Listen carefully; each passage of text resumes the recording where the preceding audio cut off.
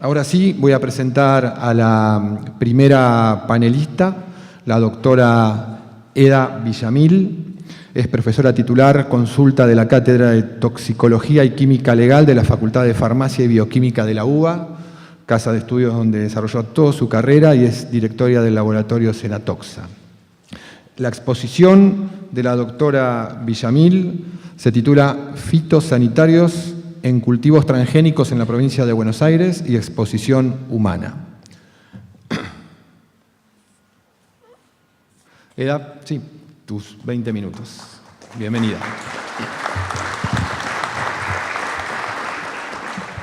Buen día, muchas gracias por estar acá. Y bien, como acaba de decir el moderador, he elegido un tema que pienso que va a ser disparador de esta exposición, de esta jornada de hoy, dado que, aunque no tratemos directamente, pero sí tiene mucho que ver el tema del glifosato. El glifosato, ustedes saben que ha generado mucha discusión a nivel internacional y también a nivel en nuestro país. La Argentina ha adoptado un modelo de producción agrícola que es el que usa actualmente, en el cual se basa en productos de desarrollo por biotecnología, el uso de amplias e importantes cantidades de fitosanitarios y es mediante la siembra directa. Esto ha generado una problemática porque habla de aplicaciones de grandes cantidades de productos agroquímicos, plaguicidas, fitosanitarios, como ustedes la quieran llamar. Y estos productos se habla de que tienen una capacidad potencial de generar impacto en el ambiente y en la salud humana. Mucho se ha hablado de qué es lo que pasa, pero poco se sabe sobre la magnitud de la exposición humana en Argentina. Nosotros participamos en el año 2009 en una reunión, constituimos un grupo de trabajo convocado por el CONICET a fin de evaluar, emitir opinión sobre cuál era la situación real del glifosato en la Argentina.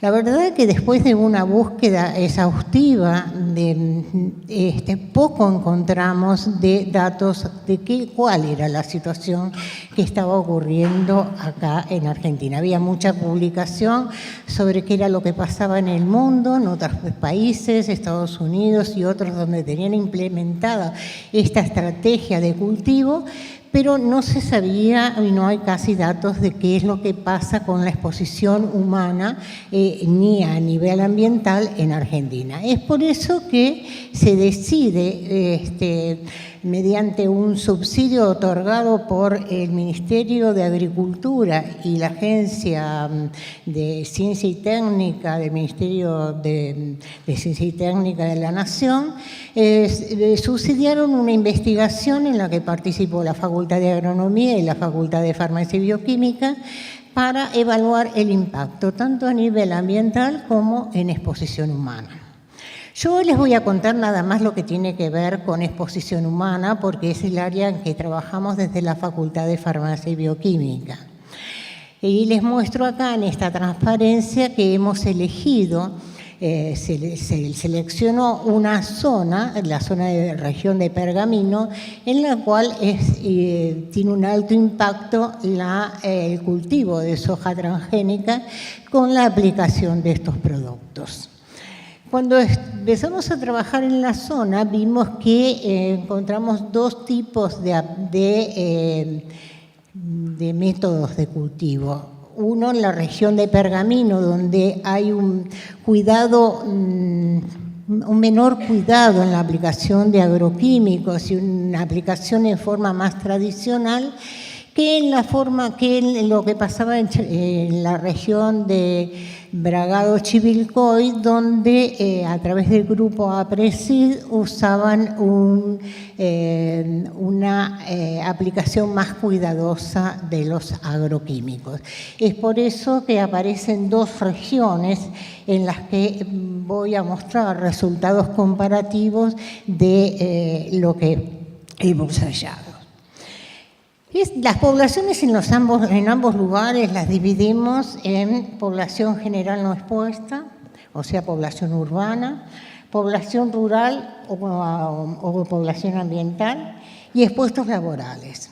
Bueno, la población rural es la que vive en el campo y está cerca de los lugares de cultivos, y los expuestos laborales son aquellos trabajadores que directamente manipulan, aplican, preparan, etcétera, los agroquímicos. Se decidió hacer una serie de estudios, que son estos que les muestro acá, en los cuales medíamos. Por un lado, decidimos medir actividades de colinesterasas para evaluar plaguicidas inhibidores a las colinesterasas.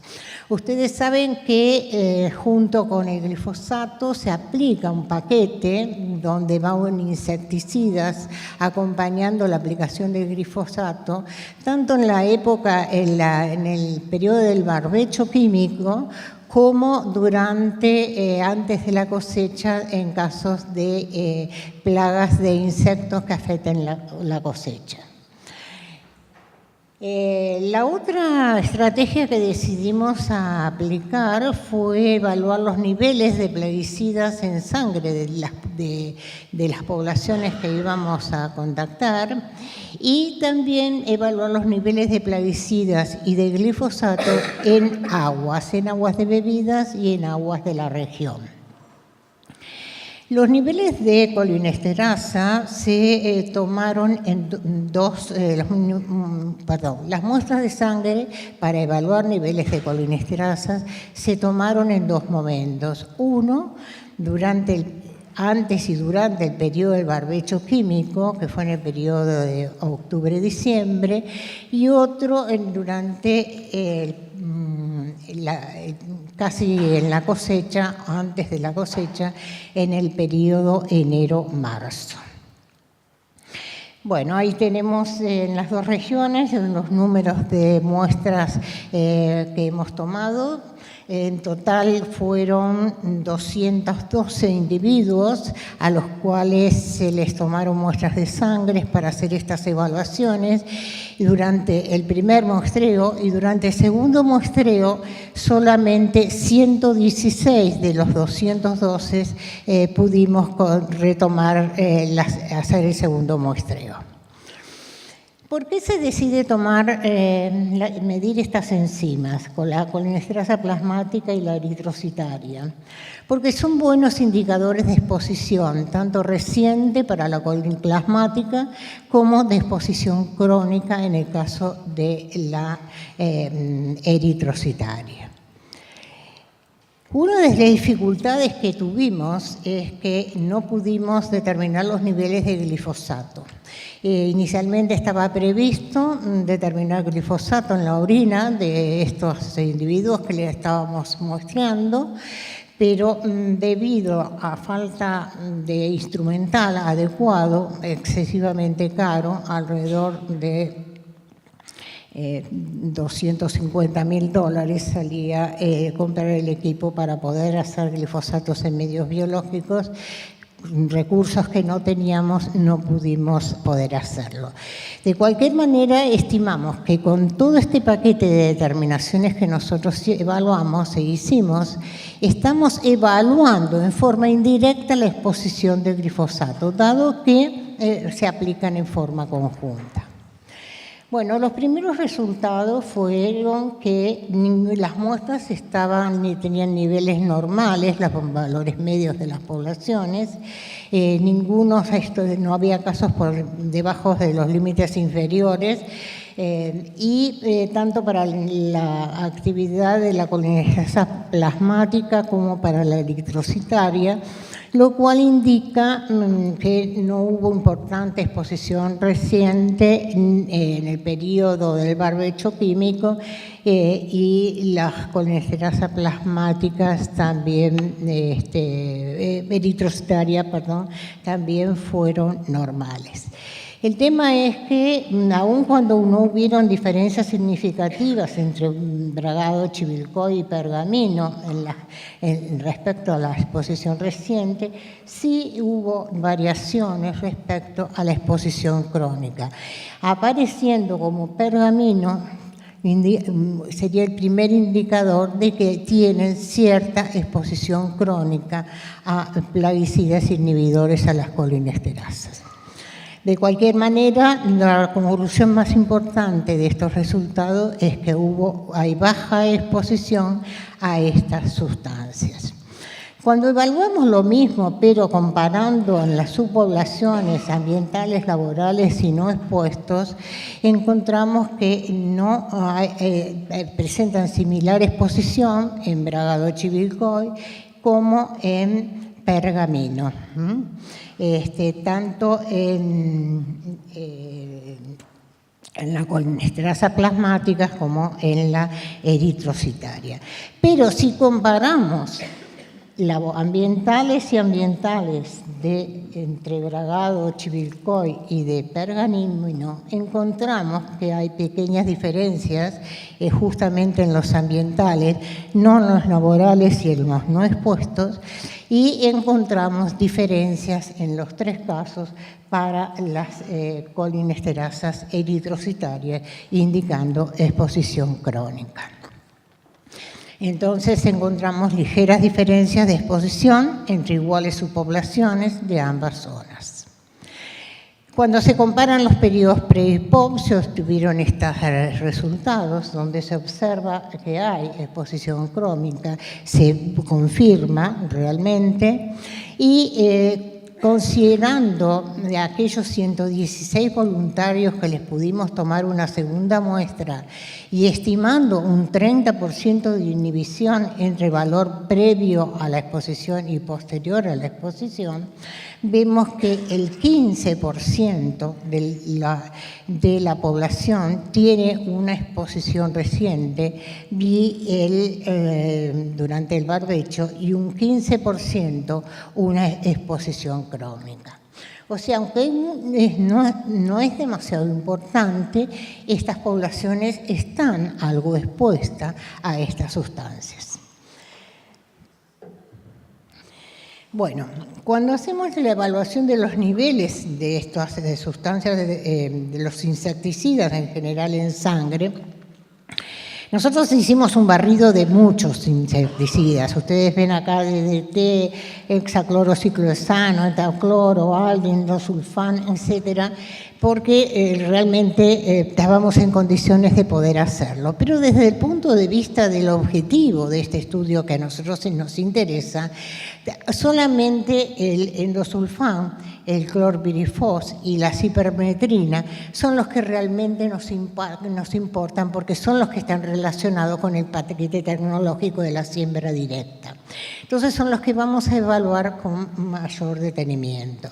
Entonces vemos que si comparamos los valores que encontramos en nuestra población general de 0,25 nanogramos por mililitro, que es una concentración sumamente baja, vemos que igualmente es algo superior a los valores referenciales que tenemos nosotros para nuestra población no expuesta, que es de 0,01. Para el clorpirifos, lamentablemente no tenemos valores, lo mismo que para la cipermetrina, pero vemos que tenemos ciertos niveles de exposición bajos, pero aparecen ciertos niveles en sangre de esta población. Cuando los dividimos en esta frecuencia de aparición entre las dos poblaciones, aparece como que en Bragado Chivilcoy hay algo más de endosulfán y de clorpirifos que en Pergamino. Y cuando comparamos en las subpoblaciones, tanto de Bragado-Chivilcoy como de Pergamino, según las subpoblaciones ambiental, laboral y no expuestas, también se observan pequeñas diferencias. En el endosulfán hay más aplicación en Bragado-Chivilcoy que en Pergamino, y el clorpirifos presenta una situación similar en la cipermetrina. Bueno, y de esto la mayor frecuencia de interés aparece en población urbana y rural. Esto es importante destacar que como que haya mayor exposición en población rural está indicando que hay una dispersión en el ambiente de estos productos, y en la población urbana hay que ver el origen de la fuente, que podría ser no el uso agropecuario, que ahora vamos a ver. Respecto a los resultados de plaguicidas en aguas, nosotros trabajamos en total unas 80 muestras, algunas son aguas de bebida, el 56% de estos son aguas de consumo humano, pero también tenemos algunas muestras de pozo, de laguna y de río de la región. Estas son las frecuencias de aparición. Otra vez tenemos algo de clorpirifos, endosulfán y cipermetrina. Y los niveles están muy por debajo de los valores guía, tanto de lo que dice el Código Alimentario Argentino como los niveles guía de la Organización Mundial de la Salud. O sea que no habría niveles de importancia. Respecto al glifosato y el AMPA, de las 29 muestras de agua de bebida que fueron recogidas entre agosto del 2004 y abril del 2005, que se hizo por UPLS con detector fluorométrico, no se detectó ni glifosato ni AMPA, cosa que nos llama un poco la atención. Les comento que el mismo grupo de trabajo que intervino en el proyecto, pero del área de la Facultad de Agronomía, durante el mismo año que hizo monitoreos periódicos de aguas ambientales, tampoco en las mismas fechas se encontró ninguna muestra con resultados positivos de glifosato. O sea que los resultados son coincidentes. Ellos sí después encontraron en años posteriores, tienen niveles muy bajos, pero han podido detectar niveles de glifosato. Entonces, las conclusiones a las que llegamos con este trabajo es que encontramos bajos niveles en plasma humana de insecticidas, bajos porcentajes de muestras con colinesterasas inhibidas, bajos niveles de insecticidas en aguas de bebida, que estarían más expuestas las poblaciones rurales y urbanas que las laborales, lo cual esto sería debido a un uso intra y peridomiciliario, porque a través de encuestas que si realizamos simultáneamente aparece como un uso, una declaración frecuente de un amplio uso a nivel intra y peridomiciliario de muchas de estas sustancias. Encontramos leves diferencias del nivel de exposición entre Bragado, Chivilcoy y Pergamino, lo cual está indicando baja exposición a fitosanitarios en población humana, y podríamos extrapolar estos resultados y decir que es altamente probable que haya baja exposición a glifosato, aun cuando directamente no lo hayamos podido determinar. Bueno, este es el grupo de trabajo. El director fue el doctor Eduardo Pagano de esta facultad. El investigador responsable del área de componente de salud fui yo, y el grupo de investigadores y becarios que participaron por la UBA en este proyecto. Y estos son mis compañeros de trabajo de la facultad, de mi laboratorio, a los cuales le agradezco su participación y gracias a ustedes por escucharme.